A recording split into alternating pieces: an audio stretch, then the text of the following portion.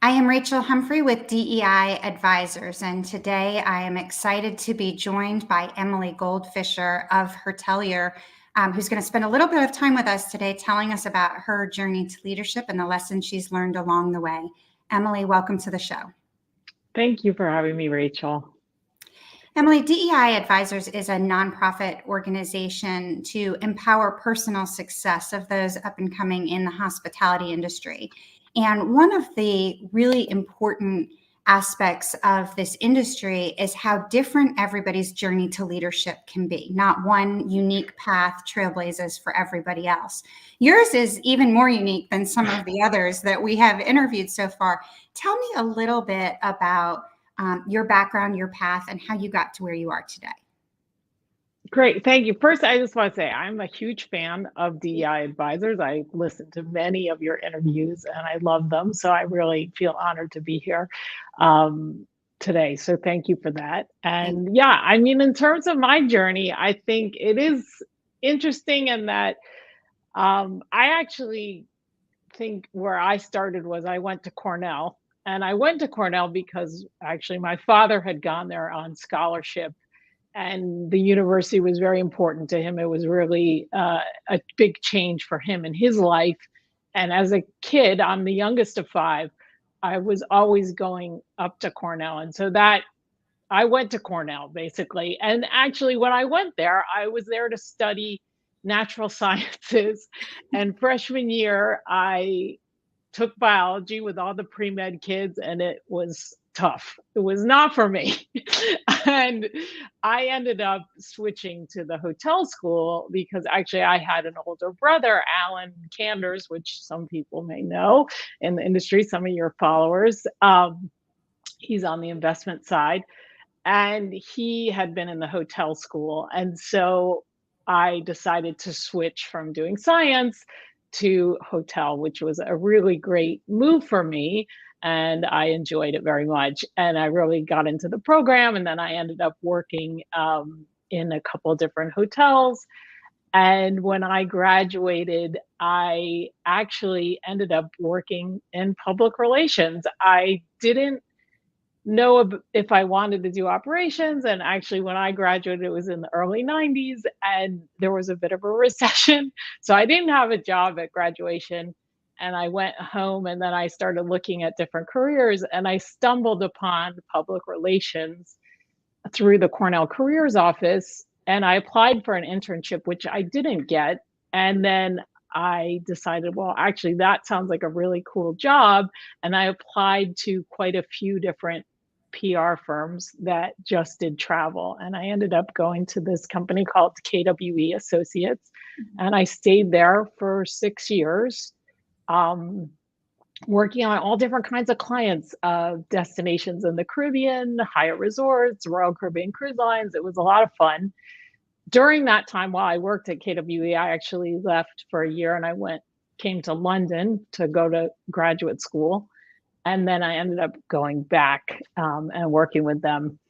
And from there, I went in-house and I worked for Lowe's Hotels. And I did that for 12 years, for 10 years.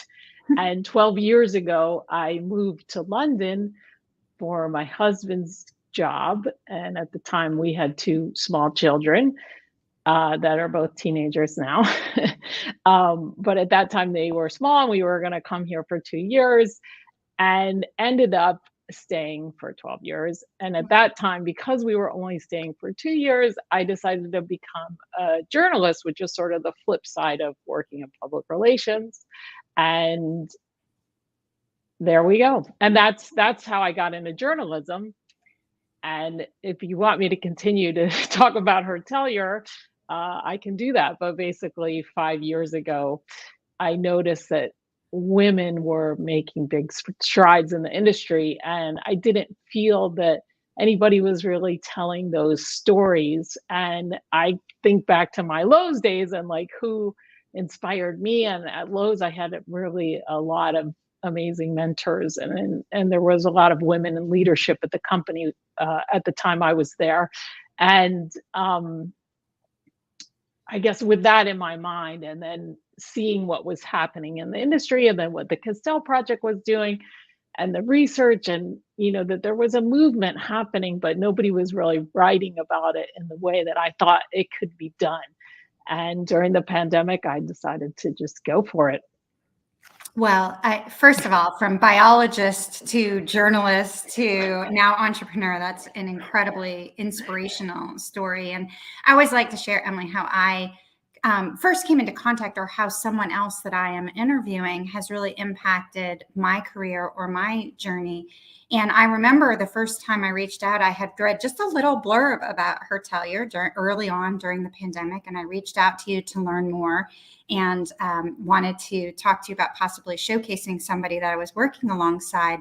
But what I realized over the last couple of years, as we've had an opportunity to interact, is you were able to see a need and figure out a way to fill it and then execute on it. And that's an incredible inspirational message for any of us who, I mean, a lot of people can see a need. A lot of people might even know what the solution to that need is, but then to really take that final step. And so, talk for a little bit. You just mentioned where you saw an opening to storytell, which is so incredibly important.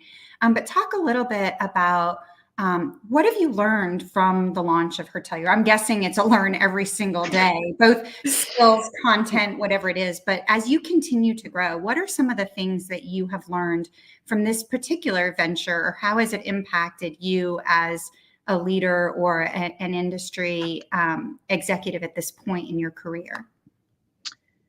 Yeah, I'll actually answer that question in two parts. So I think the first thing is there's been a tremendous amount of learning in terms of, I've been a writer for the last decade, whatever, but I never built my own website.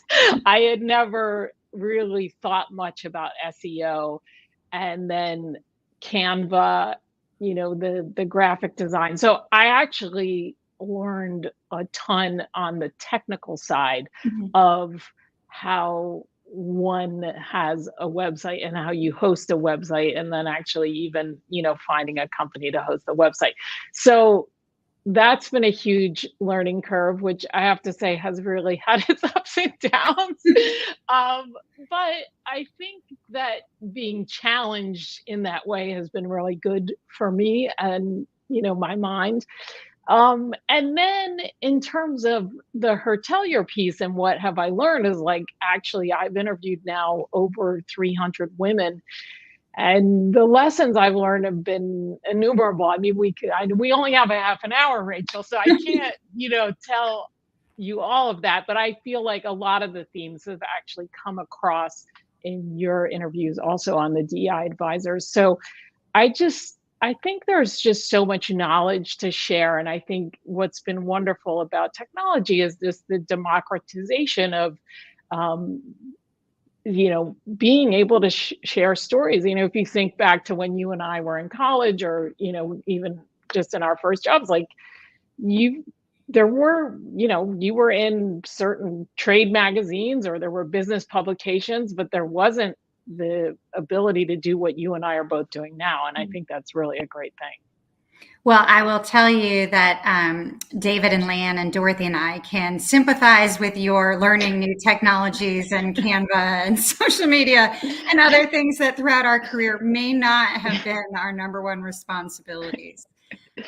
So I love that. I also think, you bring up a great point about interviewing these 300 plus people that, you and I now have access through relationships and roles to tremendous stories, to industry leaders who, whether it's one-on-one or at conferences, we get to listen to and be inspired by. And the idea of sharing those stories, barrier free with anyone who wants to listen, wants to read, is really powerful to me. So thank you for doing all of that work and continuing to share those stories. I think that's so important for the industry.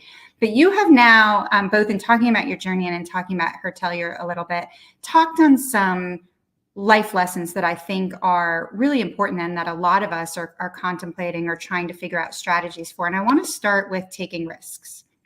To go to college and then completely pivot for what you want to do, to move across the, into a different country, to stay there, to really pivot roles, to leave being a journalist and start a new venture completely. Those are all things that are incredibly risky. How do you evaluate risk? How do you decide which ones are worth taking, or that, you know what, here's a risk that I'm not going to do, and here are some of the reasons why? What is your process like for that?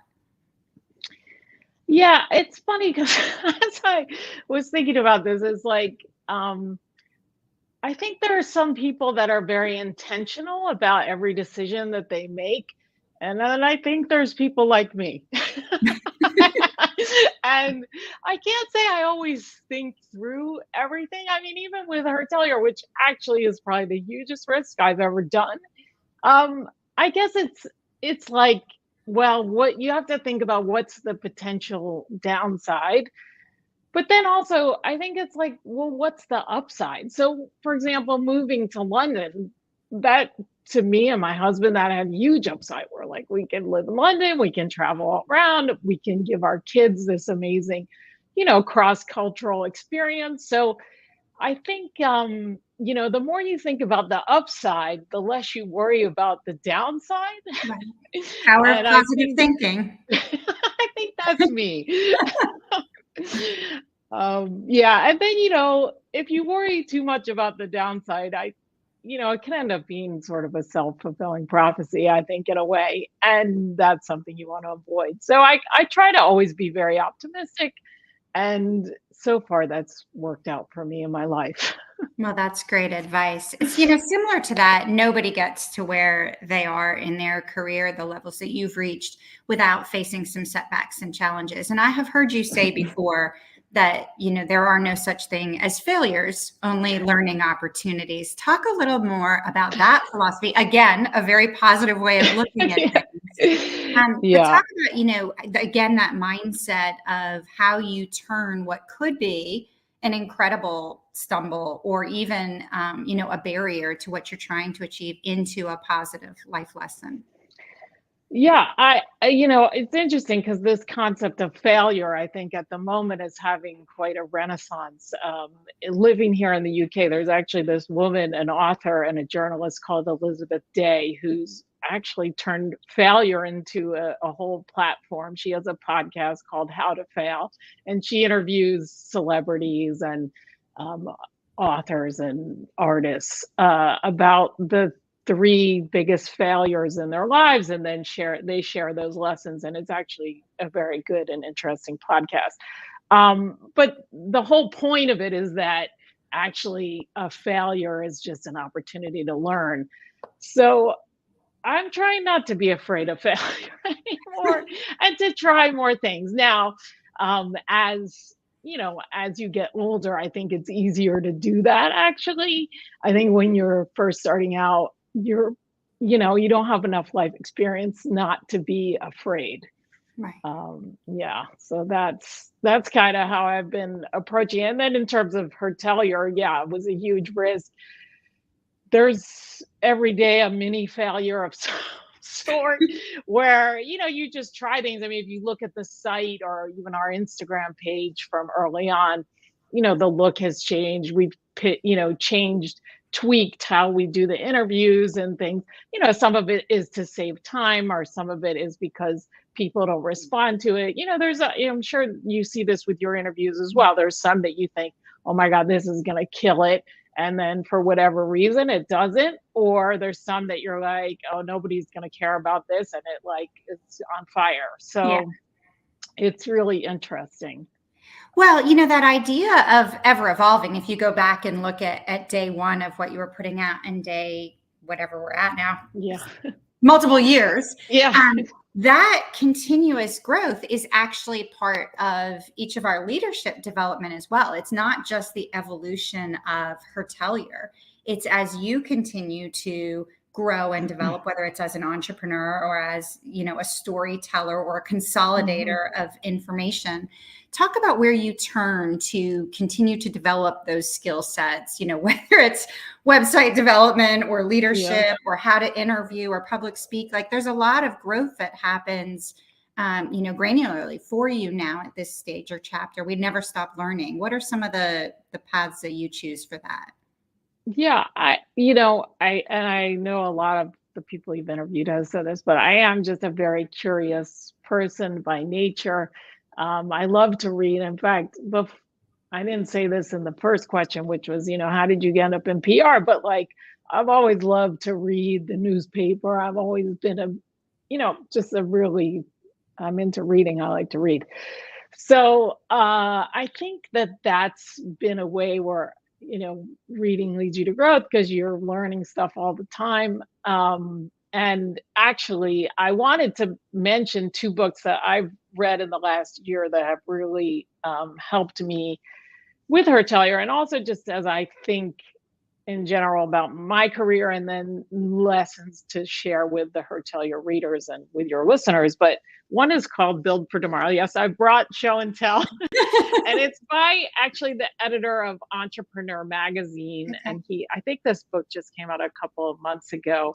But it's great. And he really talks about different skills and then also dealing with change and how you can do that and then how to be very proactive about, learning and growing. So I really like that. And then the Emily, other I'm book going to that pause you just 1 second. For those who are listening and not watching, it was called Build for Tomorrow. Yeah, Build for Tomorrow, Jason Pfeiffer. And then the other book is called When Women Lead, and that's by Julia Boorstin, who's a reporter on CNBC. And she actually interviewed 100 women that are startup founders. So that's less than 2% of all startups startup founders get funding are female. And so she really honed in on those women because she's like, actually, if you're less than 2% of this bigger population, how did you do that? How are you successful? And the lessons in this book are tremendous. So that's an example. And then actually at the moment, I'm reading a book called, I don't have them because I have a Kindle, which I mostly read on my Kindle. And it's called How Women Rise. And I would say that's another really great book because it talks about all the habits that somehow either are ingrained in women because of the unconscious bias or things that just you learn when you grow up but you don't really think about, and then it's holding you back in your career. So that's another one. I actually don't know who wrote the book, but it's called How Women Rise, so I recommend that as well. I love that. I am actually a voracious reader as well, and I learn a lot and have learned a lot through the various careers that I've had about myself, about leadership, about development and other things. And I think even if you take a single tidbit away from a book, it has been well worth the read. So I love to hear that as a strategy. I wonder if that is becoming more of a lost strategy given how we consume information these days.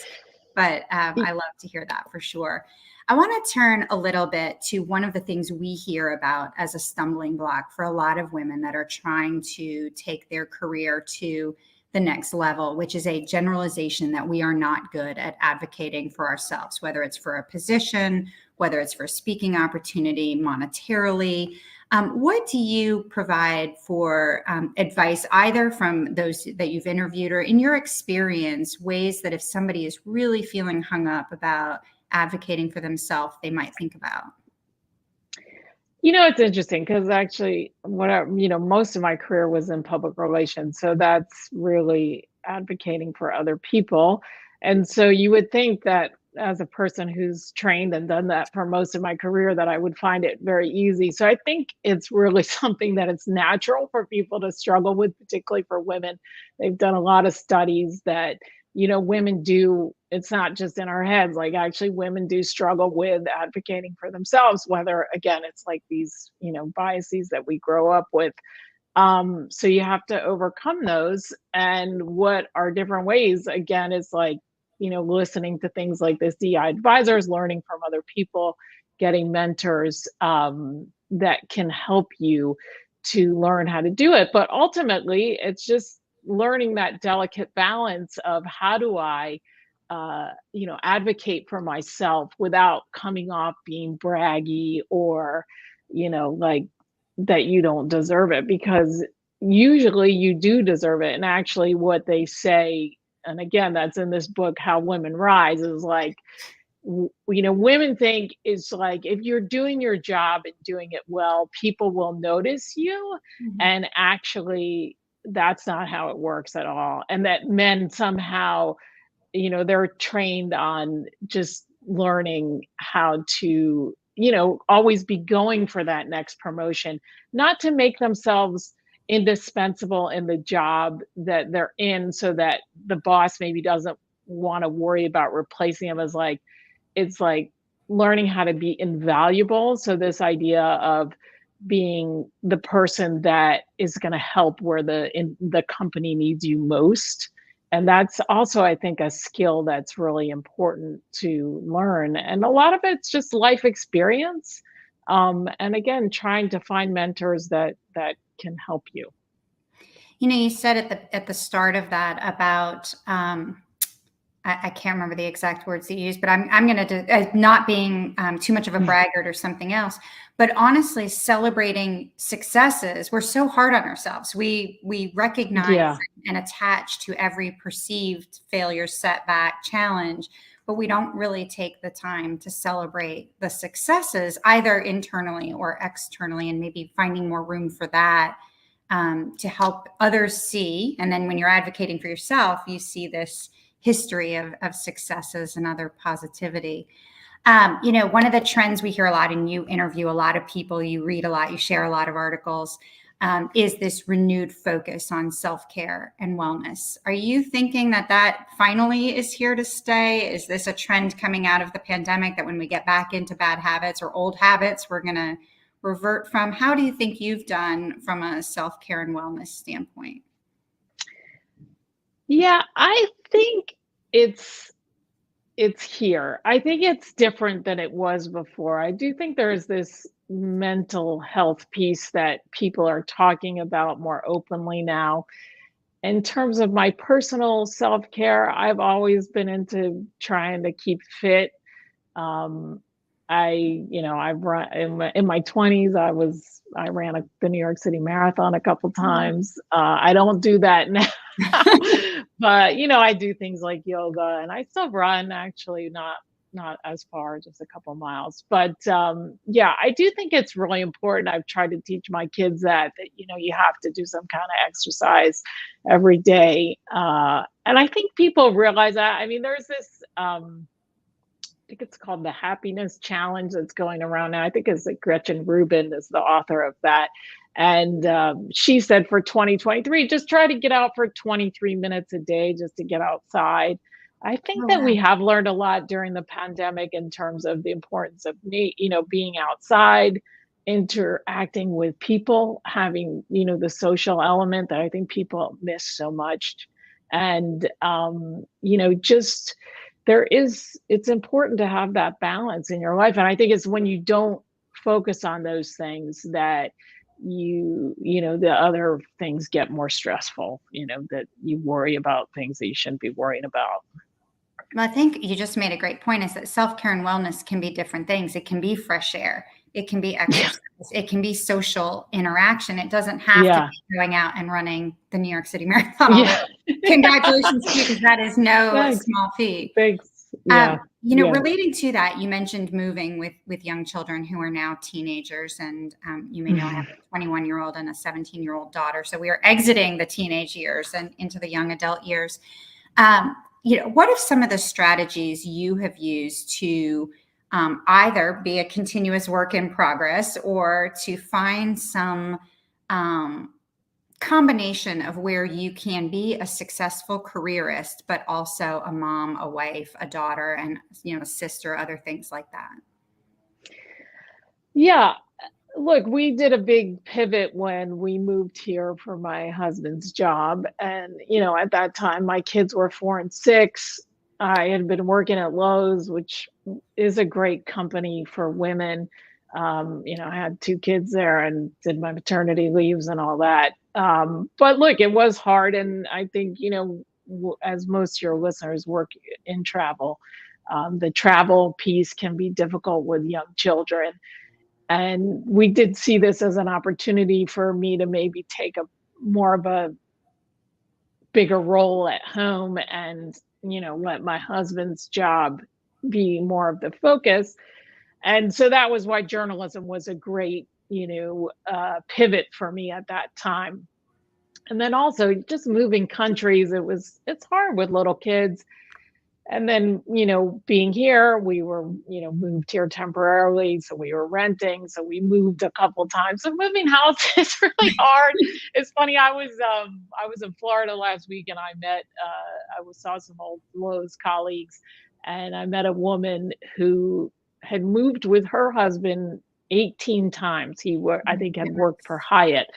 So it's, moving around is no joke. And I think it's something that a lot of people in the hotel business can really relate to.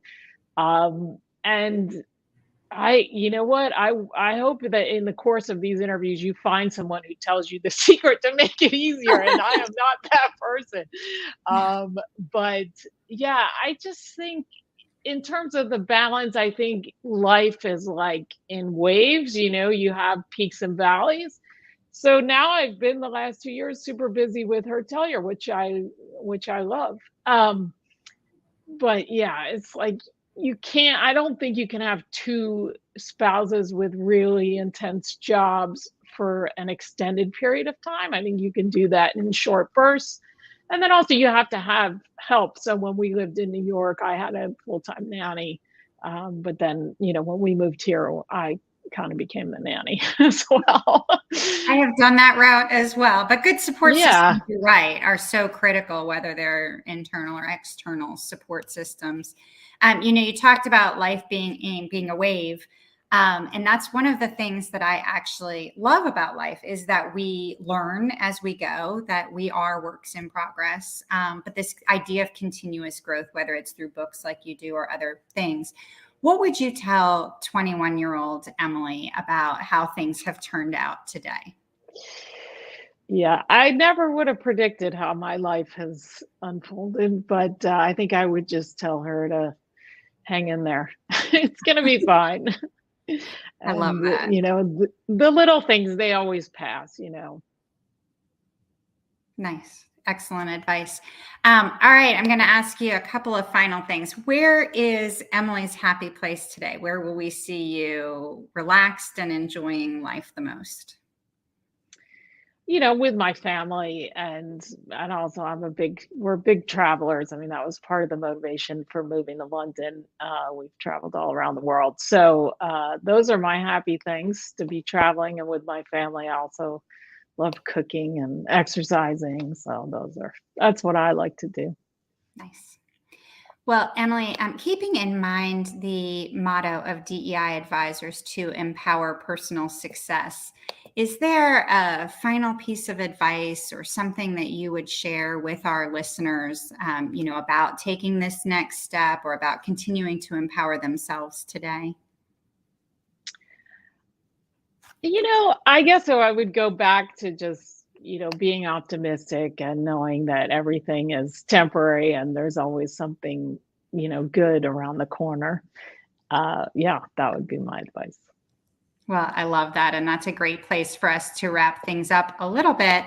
Emily, what you are doing with Hertelier is incredibly exciting. It is also empowering and inspiring for so many of us, much needed in the industry. So on behalf of the hospitality industry, but also for me personally, who gets so much energy and motivation from what you are doing, thank you for your leadership. And also thank you for supporting DEI advisors and joining us on our show today. Thank you for having me. And I would just say, for anyone listening, please sign up for our Sunday roundup. I send out a newsletter every Sunday, which I know you read, Rachel. And then also, I just want to make mention of my partner with Hertelier, which is Nancy Mendelson. And she's actually was my mentor at Lowe's. And, we've had a long history and great relationship, and she's really taught me a lot. So I want to give a shout out to Nancy Mendelson, who also writes a weekly column that gives life advice. So definitely one for your listeners to check out. Well, you're right. I do read the weekly roundup. I also follow you on LinkedIn, and I would encourage everybody to do the same. Such a great resource for all of us in this industry. And I would tell our listeners and our audience today, thank you so much for tuning in. And if you've liked what you've heard, we hope you'll tune in to DEIadvisors.org and hear from the more than 70 industry leaders who have shared their incredible journeys and their insights along the way. We are also streaming on all of your favorite podcast streaming channels. So, Emily, thank you again, and thank you everyone for listening.